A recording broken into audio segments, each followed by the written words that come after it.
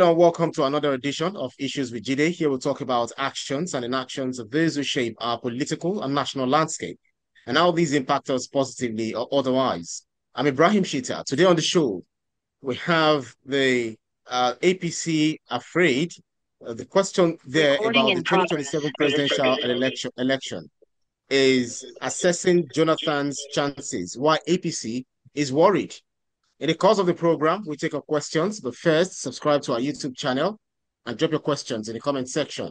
It's important to maintain that we can only read comments with human names and the ones based on the subject matter. I have joining me via Zoom, the maestro himself, Jide to touch you. Good to see you, BKO. Good to do this with you, Ibrahim. Say a big thank you to our viewers for their support through the years. With groups like Bring Back Our Good Luck rallying in Borno just a couple of months back, and whispers of international allies pushing him too, both even from Nigeria, it feels like Jonathan could be the glue for a fractured opposition, maybe even pulling in Article's crowd or ADC defectors. But given how the APCs have been quick to dismiss him as retired this week, do you think his ability to bridge PDP divides and tap into the 2015 concession goodwill could genuinely upturn or probably rattle the APC ahead of 2027? Let me start by saying the political party with the biggest chances of giving the APC a run for its money remains the People's Democratic Party. The People's Democratic Party still has structures across the length and breadth of our country. Political structures are very important, are very critical in deciding the outcome of elections. You need extensive structures, extensive contacts. You need political structures. It's the political structures that will work for you from top to the base. Those who dismiss political structures, I just look at them and shake my head because those structures are very important. If you look at the by-elections held recently, PDP gave the APC a good contest in various states.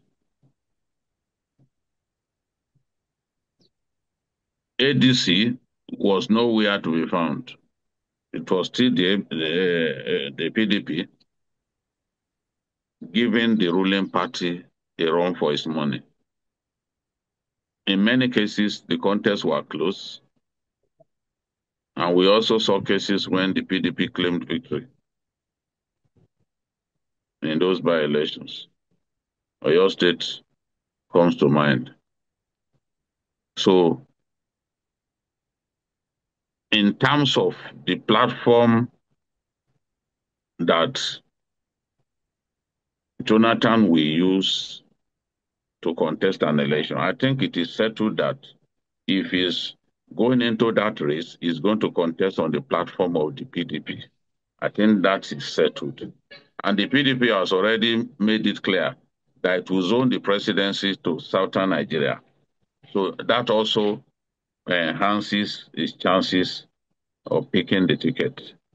So he knows that he's not going to contest against somebody from northern Nigeria. The party already decided that the presidency will be zoned to southern Nigeria. So that settles it in a way for him.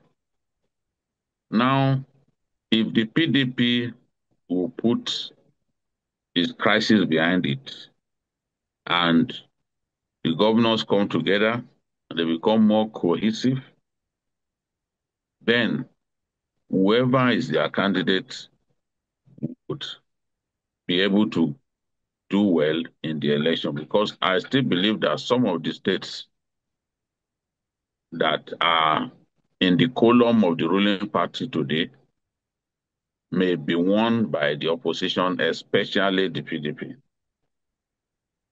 because it still looks like the most viable opposition party to many Nigerians.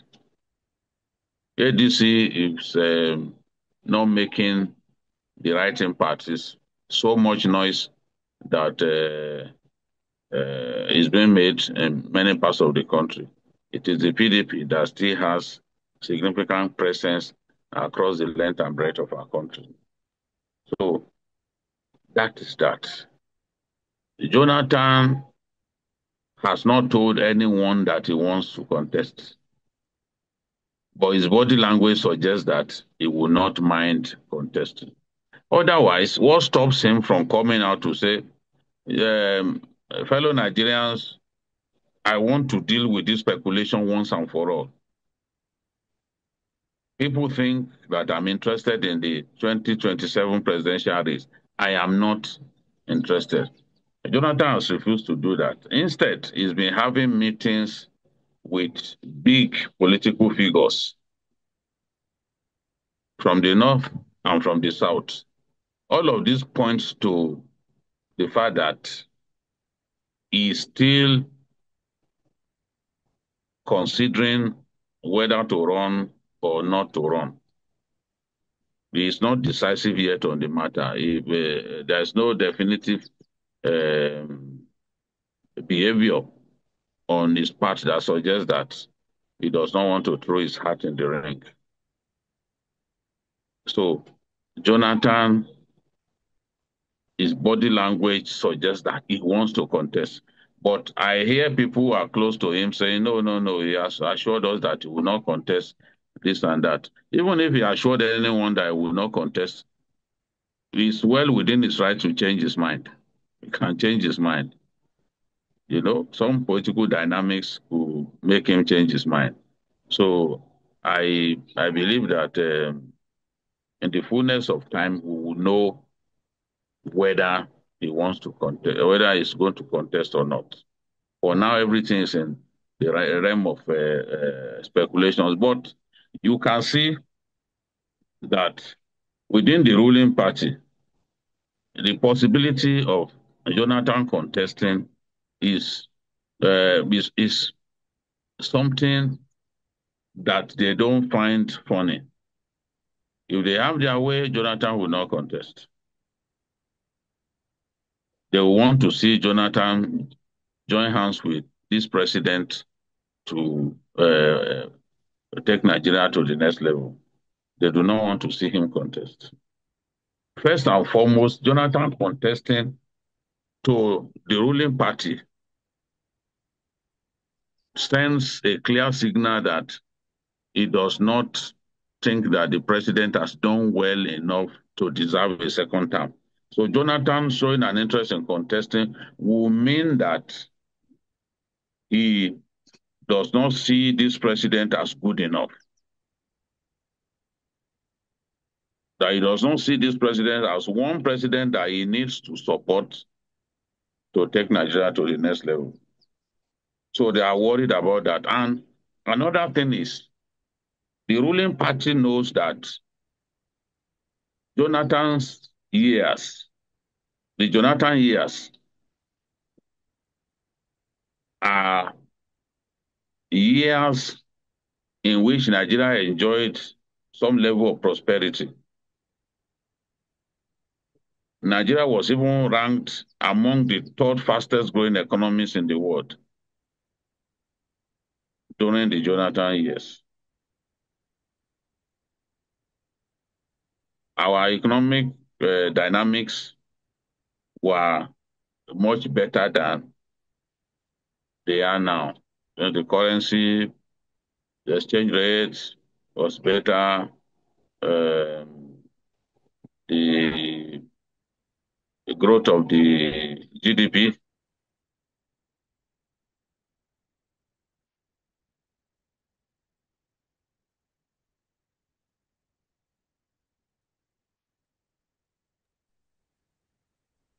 was Hello, better. Vike. Falling that Right. back with nostalgia. Yes, many Nigerians still look back with nostalgia, talking about the Jonathan years.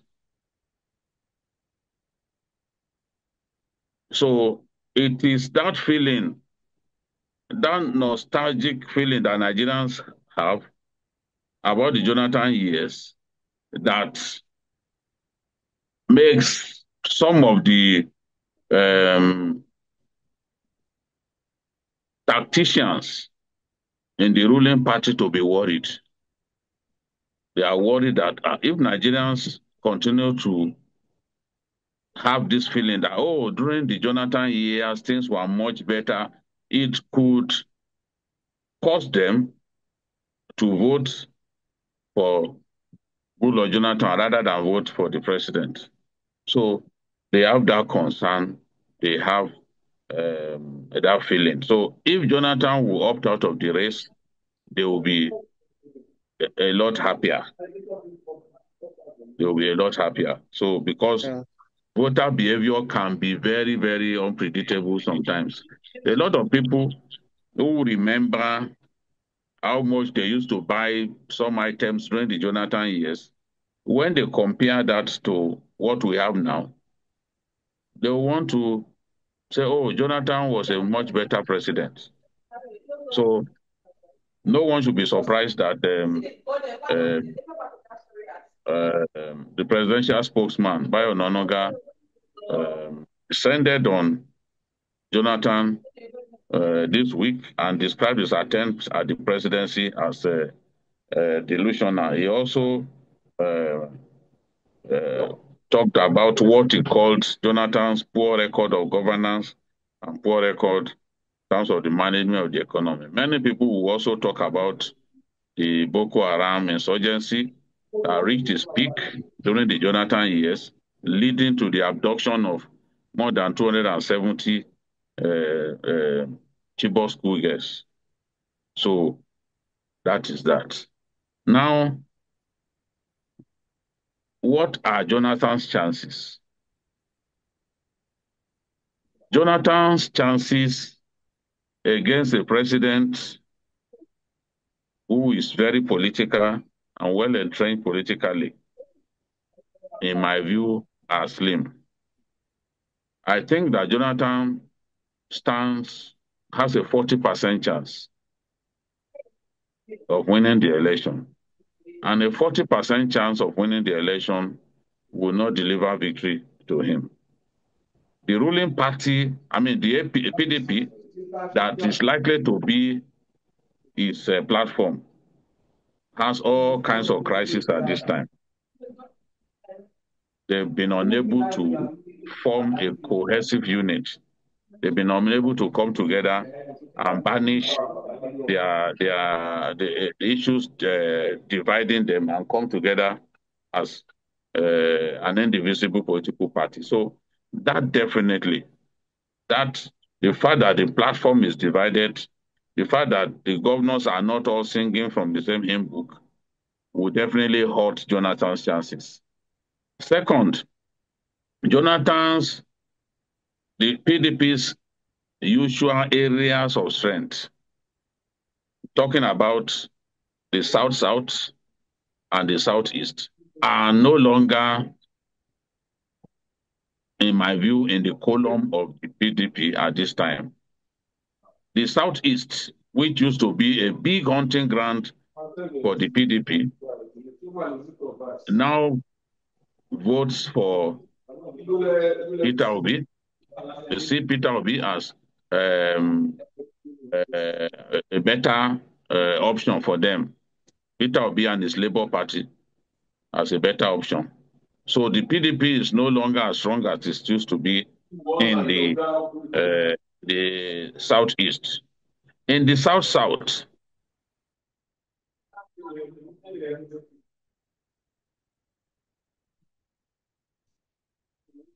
the defection of key governor court for anyone to say, oh,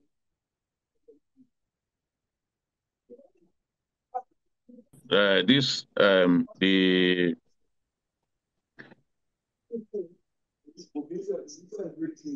can you hear me?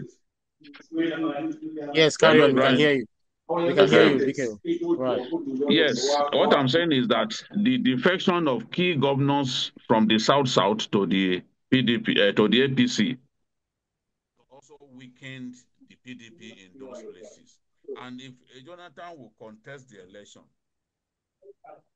definitely he would expect that those states that the PDP used to dominate would be, Hello, it will do very well in those places. But the situation has changed. hello, Don't Biko. forget, it does not have. Can you hear Hello, me? Biko. Can you hear me? Yes, I can hear you. But you're sounding far away. Probably you should turn on your mic and turn it off a bit. No, it's from individuals who are trying to. Okay, Um, we can hear you now. It's clear. yes. Now, so It's what clear. I'm saying is that the PDP is no longer strong like it used to be. It's no longer as strong as it used to be in the South and in the Southeast. The Southeast these days leans in the direction of Peter Obi. As for the South, many of the governors have now, some of the governors have defected to the ruling party, thereby weakening the PDP in those places that where they used to be very strong. That's right. Yes. That's So right. apart from that, he has no governor that a lot of the governors that should support him now, he's not going to be able to bank on them at this time. Yeah, So the platform that he would love to use, which is the PDP, is a lot weaker than it used to be, and that will definitely hurt his chances. That that's will right. Biko. definitely hurt his Yeah, chances. yeah. So unless the PDP leadership can come together, I do not see how contesting on the platform of PDP can give Jonathan victory. And don't forget, apart from the fact that it doesn't have the support of governors, it doesn't have a solid grassroots base anymore. Um, Perhaps the entry of Jonathan into the race, in my view, will actually even weaken Atiku's chances because both of them are going to be hunting in the same, for fish in the same pond because the Yeah, traditional areas of strength of Jonathan and the PDP remain the areas of strength of Atiku. So if there's anything, his entry will hurt Atiku's chances much more than it without will Tinubu. hurt Tinubu. So, Right. and again, there are people who argue that he is not even legally qualified to contest the election. People like Abdulrazak Issa San, um, Barrister Abdulrazak Issa San, has been saying that Jonathan cannot legally contest the election based on the amendment to the 1999 Constitution, having been um, sworn in twice. And the Constitution also says that no one can be in power longer than 8 years. So if Jonathan were to contest again and he wins, it means that he will have been in power for up to 10 years because he had been in power as president for 6 years. He came in upon the death of um, Yaradua, completed Yaradua's first term, and he was re-elected in 2011 and completed another term. So many lawyers are not convinced that, legally speaking, Jonathan can even contest the election. They believe that it is the Supreme Court that can determine whether he can contest. And they believe that time may not even be on his side. Getting involved in litigation that takes you all the way to Supreme Court with 2027 already knocking on the door. So That's right. They are not they are not sure you will be able to contest, and they believe that the moment you complete a term, even if it is for 10 days, and you contest and win, that means you have been sworn in. Mm. So there are legal impediments already in the view of some lawyers. Okay, because So, um mm, yeah, let me take some comments. Amina Lawal says, say what you want, but Jonathan's calm leadership and respect for institutions are still missed. Maybe Nigeria does need a familiar, steady hand to reset the tone in 2027. Kingsley Adedino says, bringing Jonathan back is like reinstalling an old software, hoping the bugs are gone. Nigeria needs an upgrade, not a rollback. Fatima Gidado says APC shouldn't be worried about Jonathan. They should be worried about the youth bloc. 60% of voters are under 35. Most of them barely remember his presidency. Ifeanyi Okoko says, if Goodluck Ebele Jonathan joins the race with a coalition behind him, APC should actually worry. People are tired of experiment governance. They just want someone who won't turn governance into a campaign rally. Uh, Hawa Ibrahim says uh, Jonathan chances depend less on popularity and more on the law. If courts clear him, then the real politics begins. Nigeria's democracy loves courtroom suspense. Let me take this last one before I take my last question. Funshaw Balogun says if Jonathan returns, Nigeria might just need to install antivirus software first. Too many political downloads running in the background. That's computer humor that he actually brought into it. But then PDP's own Debo Ologunagba just walked back his don't run jab at Jonathan yesterday. But his insiders say that the party's eyeing fresh blood to avoid another split ticket fiasco like 2023. Later on the APC's Lagos chapter, mocking that he would need an overdose of good luck to beat Tinubu's machine, especially with youth turnouts, low economic woes that it blamed more on global oil dips than past admins. BK, do you see internal PDP pushback as a real killer for his shot or just APC bluster? ah, honestly, it's difficult to predict. And Jonathan is not helping matters by simply keeping quiet, keeping everybody in suspense, not determining whether he wants to contest or not. People want him to take that decision. Let us know whether he wants to run or not. For now, he's just keeping everyone guessing. So even within the PDP, yes, people like Jerry Ghana and others have appealed to him to contest and told him that they've zoned the ticket uh, to the south to increase his chances. But at the same time, they are talking to people like Peter Obi to come and contest on the platform of the party. Jonathan will certainly not get into a primary election with anybody. He will only contest if he's certain that he will pick the ticket. So, and Obi too is not prepared to do a primary election with anybody. He's not known to do primary election because he believes that he could be outspent and he could be defeated easily in a primary election. So the decision is still for Jonathan to make. Do you want to run or not?